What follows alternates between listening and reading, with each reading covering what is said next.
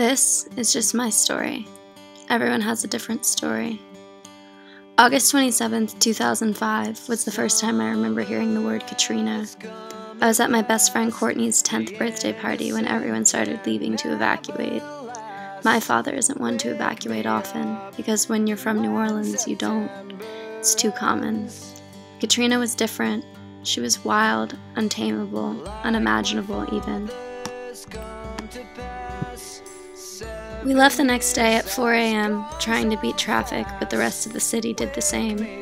Bumper to bumper for 14 hours. That's how long it took to get from my house on Lower Line Street to Destin, Florida. Usually a 5-hour drive. I thought I'd be there for a weekend, maybe a long one, and I'd get to miss school. But days turned to weeks, and those turned to months. I had to enroll in a new school, in a different 5th grade class with different 5th graders that I didn't know. I remember it all too vividly. I can recall the exact moment when I was watching the levees break on our TV in Destin while I was eating cheese nips in the living room. I did not understand what it meant when my dad said, "Sweetie, the levees just broke, and our city is drowning." While I was fortunate enough not to have any flooding to my house, every other house I knew well did. My best friend since I was 4, Courtney, her house got 6.5 feet of flooding. My aunt's house got 5. My house did, however, suffer intense wind damage. It's important to not only analyze my own story, but for the city's sake, and for the planet even, disaster vulnerability is something that can no longer be ignored.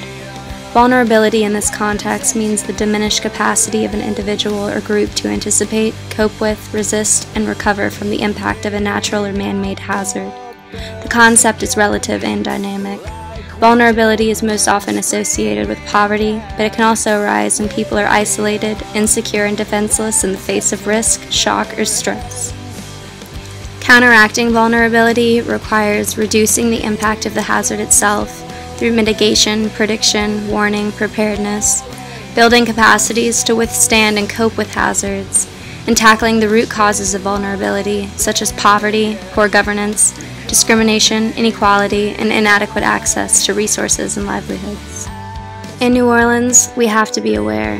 We must be mindful and protect this city. For all it has given us, we owe it that. Collect all this history.